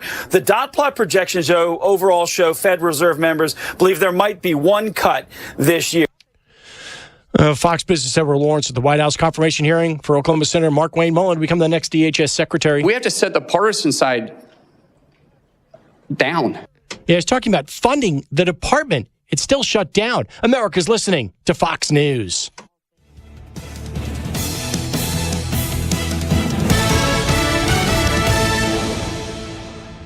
Always here, always local. WDUN. From the Access WDUN Hardy Chevrolet Newsroom, I'm Steve Winslow, and a home on Montgomery Drive in Hall County currently is involved in a fire. According to eyewitness accounts, this happened just after 7 a.m. While few details have been released, videos sent to Access WDUN taken at the scene showed the home on Montgomery Drive to be completely in flames. As of 9 o'clock, eyewitnesses said that fire was still active. No details regarding the occupants of the home or the condition of the structure from Hall County Fire Rescue officials. Will bring you details as they become available. Georgia Governor Brian Kemp has suspended the sheriff of Hall County for 60 days. More from WDUN's Lawson Smith. Kemp appointed a committee to investigate Hall County Sheriff Gerald Couch earlier this month. That move came after Couch had been arrested in February on DUI and other charges. Those came after he was pulled over by deputies at a location on Leedan Extension in the northwest part of the county. And a luxury hotel and resort is approved by the Gainesville City Council Tuesday night as the project by Capstone Property Group would build a 177-room hotel with several amenities and 7 lakeside cottages on Ivy Road, adjacent to the Crestwind at Lake Lanier neighborhood off of Brownsbridge Road. This decision will be remembered either as one that protected Atlanta or one that changed it forever. One of the residents in the immediate area speaking in opposition before the council last night. More news at Access WDUN. Now here's your Access WDUN weather forecast. Partly cloudy skies. That means some Wednesday sunshine and highs in the mid-50s. Partly cloudy as we get into this evening. Cold, mid-30s by early tomorrow. From the Access WDUN Weather Center, I'm meteorologist Holly Strano. In Sugar Hill, 38 degrees. Incoming, 36 degrees. And in Gainesville, 37 from North Georgia's News Talk, AM 550 and FM 102.9 WDUN. I'm Tommy Howard with the Norton Agency. Despite the national media hype, the real estate market is still strong, especially in North Georgia. Our area is too compelling. We have seen an inventory shortage, rising employment, expanding industry, great education, great health care. Buying or selling, you need Norton now more than ever. Call us at 770-532-0022 or look for us on the web at gonorton.com. Our family serving North Georgia for 4 generations. Rise and shine with M&R Equipment and Rental. Your project success is our first job of the day. Whether it's landscaping, construction, or home renovation, we've got your back with our wide range of high-quality tools and equipment. We make starting your day easy. Simply pick your tool, choose your rental period, and get down to business. No job is too big or small. From saws to skid steers, we've got you covered and at prices that won't break your budget. Visit us at mnrrental.com. We're here to help you build a brighter tomorrow. It's the Martha Zoller Show, presented by Gainesville Mechanical, from the Northeast Georgia Health System studio in downtown Gainesville on AM 550 and FM 102.9 WDUN. Well, let's start with John Ossoff, who's a freshman up for re-election. The Atlanta airport's the busiest airport in the world. Delta Airlines is the most successful airline in the world. There are thousands and thousands of people who earn a living at the Atlanta airport. In addition, since it's the busiest, the number of people who go through Atlanta is astonishing. You would think a home state senator would do everything he could to make sure the TSA was working at the Atlanta airport. It is the Martha Zoller Show. That's Newt Gingrich, and Bill Crane's here with me today. And I got like 3 topics that I want to talk with you today, Bill. We're going to talk a little bit about this shutdown and kind of the optics of it, but also I want to talk to you a little bit about the state budget and the governor's race. But first, I was just surprised that Senator Ossoff doubled down on Atlanta radio yesterday that basically he doesn't want to work with the administration at all. And you and I are old enough to remember when we didn't have these government shutdowns. The assumption was you just go on with the funding that you have until you work it out. And then Graham Rudman came along, and the idea of accountability sounded really good. But what it ended up creating was this weapon we use, which is called government shutdown. Because you and I, if we're W-2 workers or if we're quarterly taxpayers or whatever, there's money going into the government every day. Okay, if they just kept it at current funding while they were negotiating, we would have the money to do that. And there are people that are hurt. And what bothers me is John Ossoff can make 5 different reservations on a flight because he's a member of Congress. That's one of the benefits they get, is that they don't have to get this flight. They can book themselves, they can book themselves on 4 different flights at the same time. The average traveler cannot do that.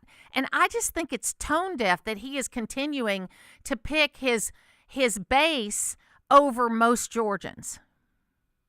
It doesn't make a lot of sense to me either, given the swell of John Ossoff's vote that will be coming out of Metro Atlanta, and a lot of them more affluent residents of Metro Atlanta who happen to be Democrats. But there's not a lot of logic in these shutdowns, and depending on who's in the White House, which agencies are more impacted varies. Sure. And so in this case, the president's trying to use Homeland Security, Border Patrol Security, and the TSA as leverage when the Democrats are very concerned about how that budget as it relates to ICE will be spent on things here in Georgia, like the new detention centers that are being proposed or built out in some cases in multiple locations across Georgia. So I don't see a lot of movement there, given the other disagreements on the Hill. But I agree with you completely that not just regular folks are being harmed. George Estevez, my colleague in the WSB-TV newsroom, had 3 flights canceled on him yesterday and had to rent a car and drive back from Miami to be back for today's news. Yeah, I mean, and it's just crazy because when you look at this, what you see is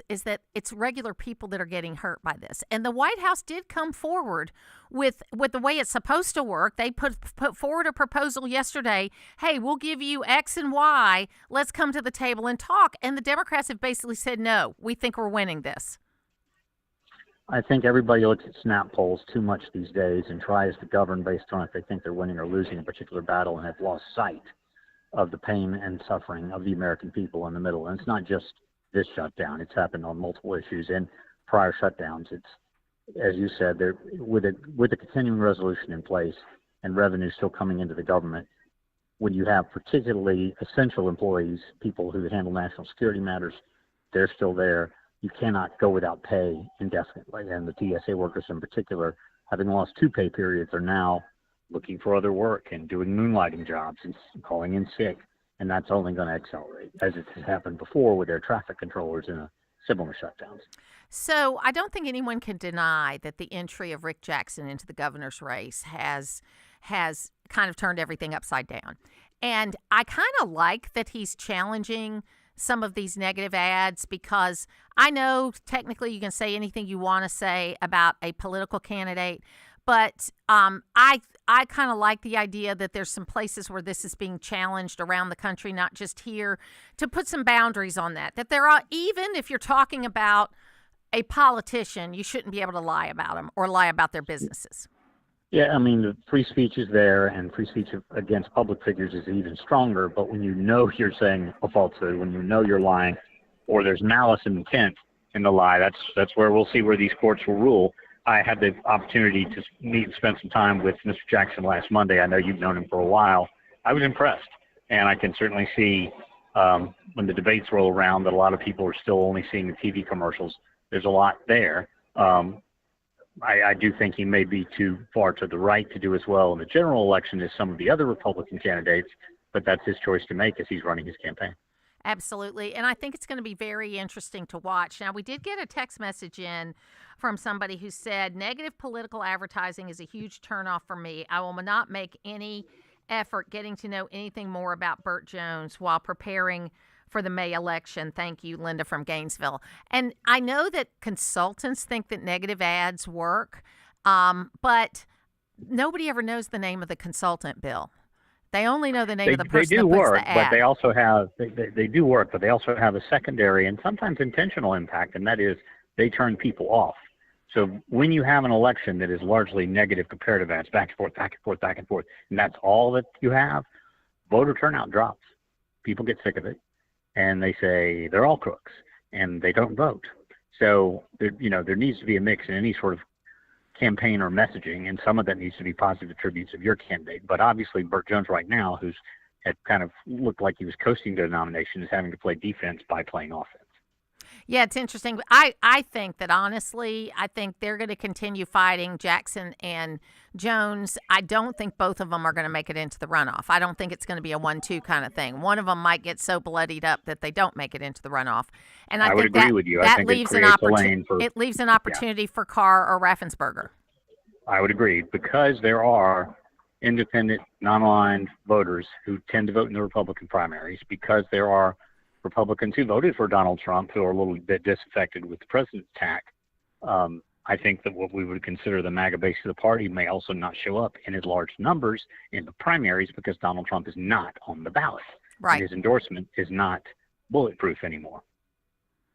Yeah, I think we've got a lot of work to do in this particular area. Now, the final thing I wanted to talk to you about is the budget, because I got a question from a listener also. My listeners are so smart about matching money you get from the feds. And you may have heard me lay out the case that, the dirty little secret in state politics, not just our state, but every state, is that for whatever budget you balance, which 49 states do require a balanced budget, there is federal money that comes in. And in our case in Georgia, it's about the same amount as our annual budget that, they really don't want the feds to get their house in order, because if they get their house in order, they may not get the $30 billion that they normally get. That spending maxed out during the COVID pandemic, but on average it's between a third and half again as much, sometimes double of what the state spends. It depends on the year, but there are certain things that we would just completely not have without federal government spending. Special education.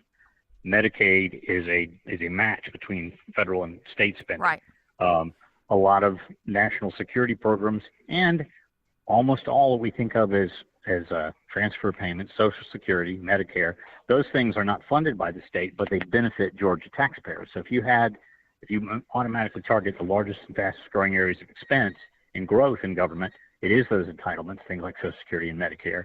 And if you talk about a balanced budget and you hit it hard, that's the first thing that they've got to look at, in addition to just freezing all government spending and kind of coasting, as we've talked about favorably before, say holding at 2021 or 2022 spending levels and let growth catch up. But those entitlement areas are where the fastest growth and medical costs in particular are occurring, and you're slitting your throat because seniors tend to be those people that are most likely to vote. Yeah, and we're a few days away from Sine Die, and we've got, of course, there's still a lot of talk about spending on mental health, and of course the state had an injunction lifted in the last couple of years where we're finally going to do some expansion on beds related to mental health hospitals that we have not been able to do for a number of years. I still hear from a lot of people out there in the world that is their biggest concern in Georgia, is that there are really very few resources. Even though we passed 1013 and we passed this other stuff, there are not the resources rolling out fast enough to help families that have mental health issues in their families. Is that something you're seeing them talk about? Yeah, and one of the things that is in the budget is a 400-bed facility at a cost of somewhere north of $390 million that's going to be initially aimed at moving mentally ill patients out of jails around the state, which are kind of overwhelming how law enforcement and our sheriffs handle security. But yeah, we don't have hard beds since the federal government sort of pushed the shutdown beginning in the Carter administration of facilities like Central State Hospital in Milledgeville. And for 16 years, as you just referenced, the state of Georgia was prohibited from replacing those beds, whether we're talking about a drug-addicted youth or someone who's developed a mental illness over a period of time. The only places that exist right now to send them are private. They're expensive, and they're not always covered by insurance. So if you've got money, you can get that family member some assistance. But I know, as you do, some pretty affluent families with grown adults who just never kind of grew up into adults that have a number of problems, some of which are violent, and there's nowhere for them to go. And I know, when you talk honestly, about committing people to Milledgeville in the day, there is still a facility there, but it's extremely small. Well, and I don't understand why an injunction. I mean, I know they said we did things we shouldn't have done at Milledgeville, and so the injunction was we had to pay a price and not be able to expand the beds. But it seems to me that's a punishment that hurts future generations as opposed to dealing with the problem that was at hand. And I'm glad we're out from under it.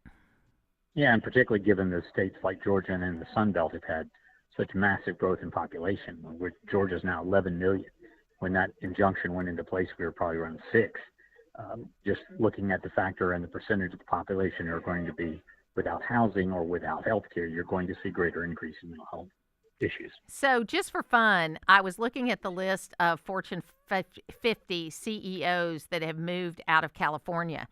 And everybody thinks, they know of the Elon Musk that moved to Texas, moved whatever. But do you know where most of these folks are moving? Is to Florida.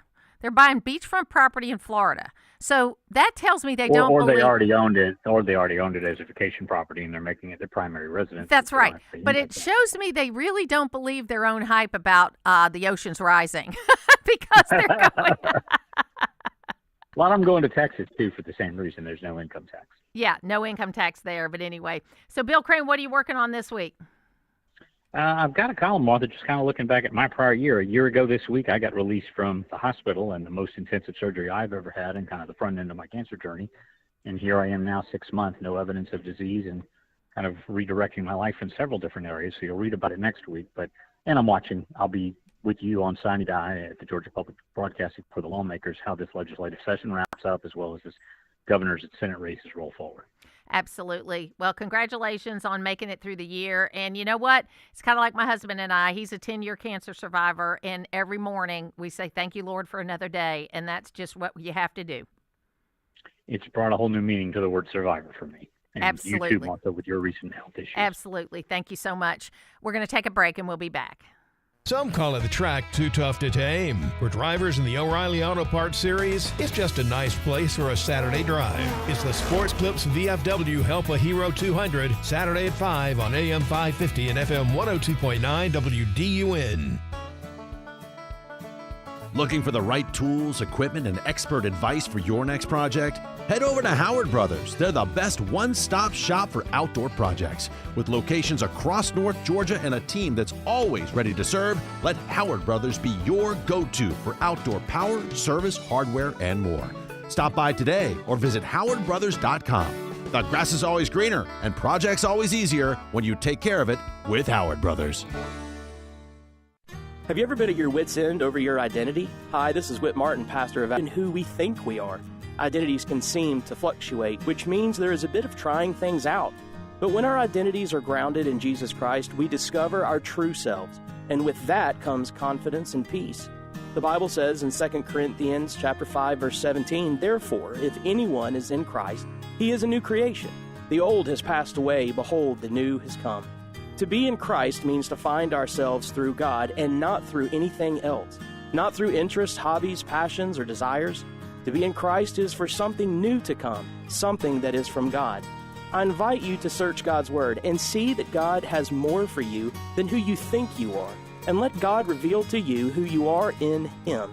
And that is Wits End. Asbury Chapel invites you to learn more by joining us at 758 Main Street or visit asburychapel.net for more info. Paid for by government. The 1986 to 2021 United States Silver Eagle, the first ever U.S. silver dollar minted in 99.9% pure silver and is the best-selling coin in the world. These original and historic silver dollars have ceased production forever. They will never be minted again. For a limited time only, full-pound bags of original U.S. government-struck silver dollars are being released to the public. You can own a full pound of original U.S. silver dollar coins featuring Lady Liberty and the heraldic eagle, never to be struck again. Guaranteed. Call now to secure original United States Silver Eagles by the pound. The first U.S. silver dollars ever to be struck in 99.9% pure silver. Plus, receive a free bonus, an American Collector's Pack valued at over $40 and free shipping with every order. Call 1-800-560-6468 now to secure your full pound bag of United States Silver Eagle coins before they are gone. That's 1-800-560-6468. Always here, always local. From the Access WDUN Hardy Chevrolet newsroom, a luxury hotel and resort is approved by the Gainesville City Council for the Ivy Road area. Details at Access WDUN and coming up on North Georgia's News Talk. Use the Access WDUN talk and text line, presented by M&R Rental at 770-535-2911, and be part of the conversation. From the Northeast Georgia Health System studio in downtown Gainesville, it's the Martha Zoller Show on AM 550 and FM 102.9 WDUN.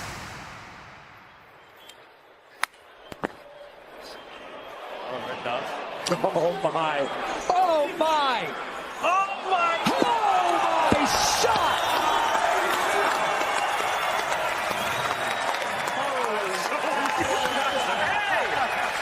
So it is the Martha Zoller Show.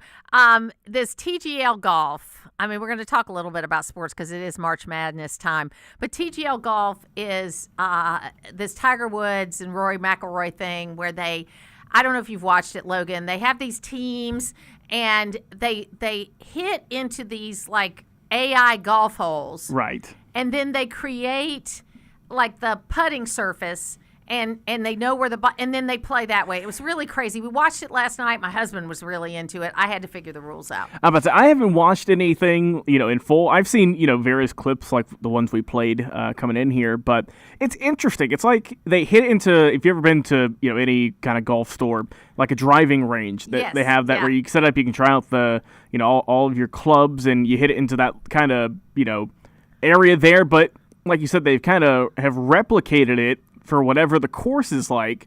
So they're actually going to go and putt that. They mimic the greens and everything. It's really interesting. And they've done some like completely made up holes. I mean, they're like AI holes on golf courses that don't exist. Exactly. And it's very interesting. It is more of a team sport thing, which is one thing that I think golf is missing, obviously, and the reason why people like the Ryder Cup. But the Ryder Cup doesn't happen every year because that's team play. So this is like teams, and they have Rory plays on the Boston Commons team, and Tiger is like the coach because he doesn't play much anymore. I don't think you're going to see Tiger play again because of all the injuries he's had. But he's got a team that's called the Jupiter Beach team. Okay. And then there's an Atlanta team. We didn't do well last night. There's 5 or 6 other teams, but they all have big-name golfers on them. And it's kind of a fun thing to watch. Yeah, I think it's a nice alternative, like you said, that especially because right now, obviously, team sports and are really hot because, like I said, we just had the Olympics. In baseball, you had the World Baseball Classic, which was their version, with the Olympics. And now with golf, I know this league's been around for not very long at all, just maybe 2 or 3 years, if that.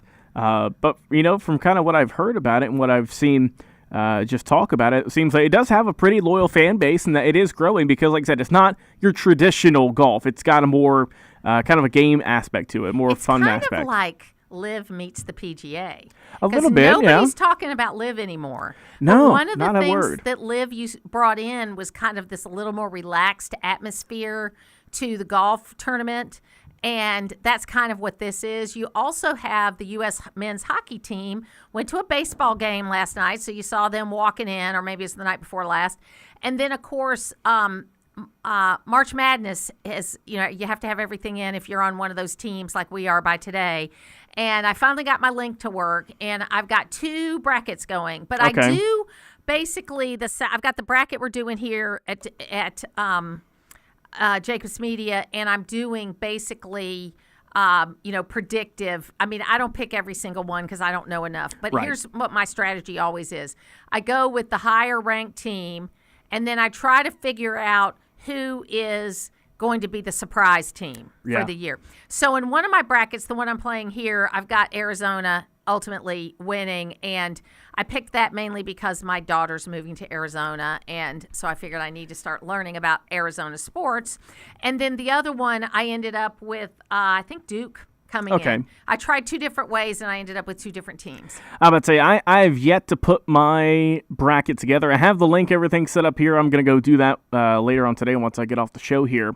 But like you said, usually for, the first round of 64, typically I'm going to go my strategy of go with the higher seed, right? Go with the number 1 seed, number 2 seed, so on and so forth. Now, the middle matchups, the 7 and 8s, the 8s and 9s, those are kind of toss-ups to me. Those, I might look into some of them in terms of, okay, well, this team scores, 9 points per game more than this one. I'll go with them. But look, with 64 teams in the picture, it's hard to really do, your due diligence on every single team unless you're just a fanatic. So my friends at the Ruthless Podcast does their own version of the bracket, and it's called Hack Madness. And what it is like using journalists' crazy statements and kind of having the ultimate winner is the craziest journalist out there. Oh, I like that. So it's a journalist thing. So if you're a little political, you go to Comfortably Smug's handle on X, which is just at Comfortably Smug, and he'll have the brackets up every week during the Hack Madness, and then you pick and you see if you end up with the right journalist at the end, which is kind of cool. That's a fun kind of look back. I'm about to say you could do that, for if you want to keep it with sports, but you don't want to do, teams itself. You could do, because, with sports analysts, Martha, they love to do hot takes. Yeah, what's the worst hot take of the last year, and they can have a tournament for that. The thing I've discovered that you got to watch out for in these streaming channels is the betting channels. Okay, so they'll have the game on kind of in the background, and because they don't have the rights for it. Right. And then they have the 2 guys talking about the ins and outs of the game the whole time. So you think you're getting live coverage, but you're not. So, but we've got all that worked out. I mean, I am really confident in my streaming abilities now that I'm getting what I want to watch. I'm not paying too much for it. I'm saving about $120 a month compared to what I was paying. And I'm watching what I need to watch. I do kind of miss the, in the early days, the simplicity of cable, that kind of aspect. Yes. But, like I said, with streaming, there's just so much out there. I feel like you can pick, 1 or 2 services you really enjoy with shows or movies that you, prefer, and then you can just stick with that. I know there's about 700 options you can choose from, though. Yeah, Bill Maher tells a funny story about how streaming has ruined sports because you can't just flip back and forth from 2 things you've been watching. You got to go out. You got to go back in. You got to find the right thing. But you know what? I'm getting there. Hey, I hope you all had a great time today. I know I did. I'll be back tomorrow